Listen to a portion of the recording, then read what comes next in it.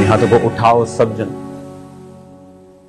Bible समेत, और कहो खुदा बाप, आज तेरा वचन मुझे सुने और मैं इसको मानूं और 100 गुना फलों को लेके आऊं। कोई अंधकार की शक्ति इन वचनों को चुरा ना सके मेरे खुदा बाप। तेरा आत्मा जीव और अचंभी रीति के साथ जुम्बिश करे। तेरे वचन आज मुझे चंगा करें और आजाद करें और नया रास्ता मुझे दिखाएं, प्रभु यीशु के नाम में, आमीन आमीन। जब हम परमेश्वर के वर्ड को पढ़ते हैं तो परमेश्वर के वचन में लिखा है कि तेरा जो वचन है, भजन संहिता 119 उसकी 65 आयत, हे यहोवा तूने अपने वचन के अनुसार अपने दास के संग भलाई की है। 49 आयत, जो वचन तूने अपने दास को दिया है उसे स्मरण कर, क्योंकि तूने मुझे आशा दी है। भजन संहिता 119 अगर आप पूरा पढ़ेंगे, आपको वचन की नॉलेज, वचन क्या कर सकता है, आपको समझ आएगा।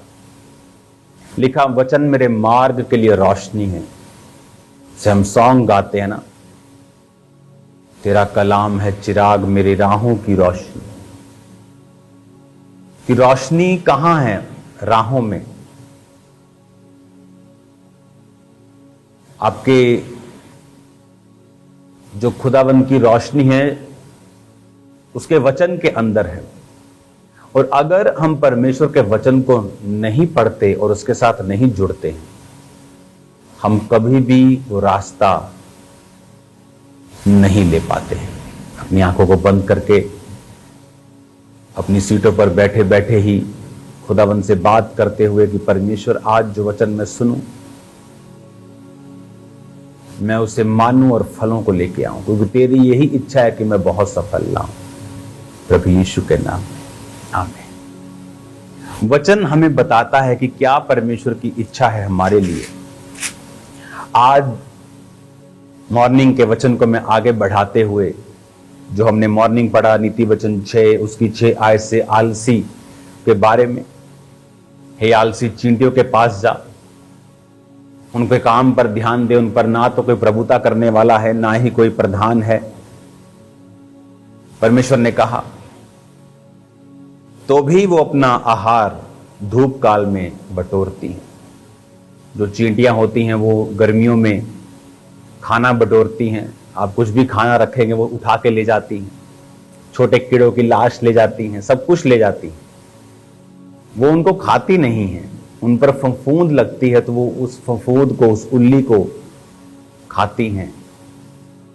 तो उन्हें मालूम होता है कि फफूंद लगने में भी समय लगेगा। आहार हमें सर्दियों में कलेक्ट नहीं करना, गर्मियों में करना है। तो परमेश्वर ने कहा वो आलसी नहीं है, इसीलिए वो मरती नहीं और सर्दियों में उसको एंजॉय करती। आज प्रार्थना करने में कितना आलस विश्वासियों की जिंदगियों में है, वो इस बात को भली भांति जानते हैं। आज 2 चीजें हैं जो आपने अपनी लाइफ से दूर करनी है। अगर ये 2 चीजें आप अपनी लाइफ से दूर नहीं करेंगे, मसीह में रहते हुए भी आप अपने जीवन का आनंद कभी ले नहीं पाएंगे। मैं आपको बता रहा हूं, अगर इन दोनों चीजों में कोई भी चीज, कोई भी गुनाह आपकी लाइफ में है, तो आप अपनी लाइफ का एंजॉय आप नहीं कर पाएंगे। इन दोनों में से अगर एक भी चीज आपकी लाइफ में है तो पहला, आलस। अगर आलस आपकी लाइफ में है, प्रार्थना का आलस, परमेश्वर के काम करने का आलस, हर जगह आप लेट हैं, आप अपनी जॉब पे लेट हैं, आप अपने बिजनेस में लेट हैं, आप अपने काम पर, अपने प्रोजेक्ट में, आप हर जगह लेट हैं, हर जगह डिले है। परमेश्वर ने कहा जो आलसी होगा उसका कंगालपन, 11 आयत में लिखा, राह के लुटेरे के समान और घटी हथियारबंद के समान आ पड़ेगी। कि जैसे रास्ते पे चलते किसी को एकदम से लोग घेर लें, तो परमेश्वर ने कहा तेरा कंगालपन इस तरह से आएगा। आज कितने विश्वासी हैं, परमेश्वर का आत्मा उनसे बात करता है प्रार्थना करने के लिए, और उनको नींद आती है, आलस घेरता है, फोन घेरता है, व्हाट्सएप घेरता है, दुनिया के सब काम याद आने लगते हैं जब प्रार्थना करने के लिए आपको जाना होता है। क्यों? क्योंकि शैतान इस बात को जानता है कि जब आप प्रेयर्स में जाएंगे, बाइबल को पढ़ेंगे, एक स्पिरिचुअल अवेकनिंग होगी, आप जिलाए जाएंगे, आप जीवित होंगे, आपको रास्ता मिलेगा, स्पिरिचुअल आइज ओपन होंगी, समझ आनी शुरू हो जाएगी कि परमेश्वर क्या कर रहा है, आत्मिक दृष्टि से शैतान किस जगह पे काम कर रहा है, आत्मिक दृष्टि से परमेश्वर क्या करने की कोशिश कर रहा है। आपको सब चीजों की समझ आनी शुरू होती है जब आप प्रार्थना करना शुरू करते हैं। और प्रार्थना करने में सबसे बड़ी रुकावट क्या है? आलस। प्रभु यीशु मसीह जब प्रार्थना कर रहे थे तो यीशु मसीह को मालूम था कि उस दिन, अगले दिन क्रूस पे चढ़ना है। वीरवार रात को प्रार्थना कर रहे थे, शुक्रवार को क्रूस पे चढ़ना है, मालूम था, फिर भी प्रार्थना कर रहे थे। इसलिए परमेश्वर ने कहा प्रार्थना कर ताकि तो परीक्षा में ना पड़े। पतरस ये जानते हुए भी परमेश्वर परीक्षा आएगी, वो प्रार्थना करते करते सो रहे थे, आलस डाल रहे थे। परमेश्वर ने बार बार उठाया लेकिन वो नहीं उठे, और अगले दिन पतरस ने परमेश्वर का इनकार कर दिया, वो परीक्षा में पड़ गया। लेकिन परमेश्वर यीशु मसीह पर जो भी परीक्षाएं आई वो निकल गई, वो खत्म हो गई। और आज हम परमेश्वर को एक, कहते ना, कामिल परमेश्वर, एक उत्तम परमेश्वर, एक सिद्ध परमेश्वर के रूप में देखते हैं। धरती पे कोई सिद्ध नहीं है। किसी ने छल किया, किसी ने कपट किया, किसी ने व्यभिचार किया, लेकिन प्रभु यीशु मसीह आप देखते हैं बिना छल, बिना कपट, बिना व्यभिचार, उन्होंने शादी नहीं की, किसी को मारा पीटा नहीं, खून नहीं किया,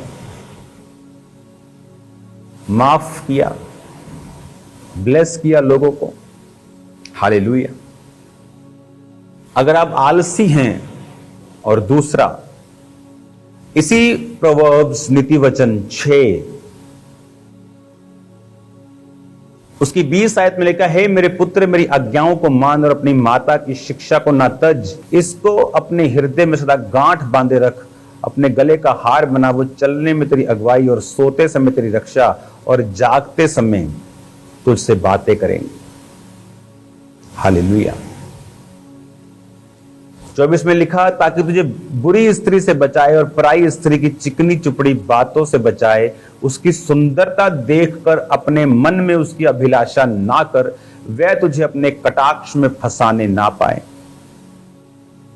क्योंकि वैश्यागमन के कारण मनुष्य टुकड़ों का भिखारी हो जाता है और व्यभिचारिणी अनमोल जीवन का अहेर कर लेती है।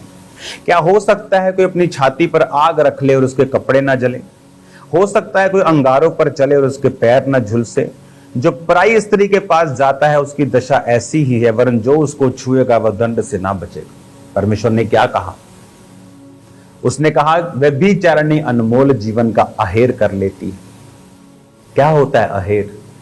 शिकार। व्यभिचार करने वाला एक बकरे के समान है और वो शेर के पास जा रहा है। दो पाप एक विश्वासी की लाइफ में जो मैंने देखे हैं, एक आलस, टाइथ बोने में आलस, टाइम पर नहीं बोया। चीटी भी कह सकती है आज मेरा सिर दर्द है, आज मैं इकट्ठा करने नहीं जाऊंगी, आज मेरी मासी की लड़की की शादी है। वो अपना काम करती रहती है ताकि सर्दियों में उनको तो भीख भी कोई नहीं देता, सर्दियों में उनको मौत ना उठानी पड़े, मौत ना आ जाए, सर्दियों में खाना हो। आज हम टाइथ में वफादार नहीं। परमेश्वर ने कहा तुम पर भारी श्राप पड़ा है, तुम पर फिजूल खर्चियां आएंगी, क्योंकि तुमने मुझे लूटा है दशमांश में और भेंटों में। आज अगर मैंने फौरन मैं जाता हूं, भेंट देके जाता हूं, गाड़ी में जा रहा हूं क्रूसिड पे, पहले भेंट देता हूं, मेरी सुरक्षा करना प्रभु। टाइथ अलग होता है, मैं टाइथ से ज्यादा देता हूं।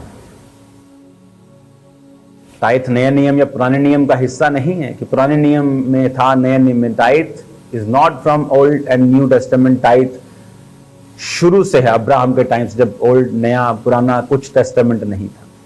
यीशु ने भी कहा अच्छा करते हो, टाइथ देते हो, पुदीने का, सौंफ का, जीरे का, पर कहता है दया, न्याय, विश्वास को भी अपने साथ रखो, इसको भी मत छोड़ो। लेकिन उसमें भी हम आलसी हैं।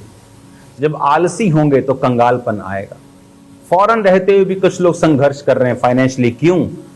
अपने बीजों को चेक करो, क्या हमारा टाइथ परमेश्वर के घर में जा रहा है?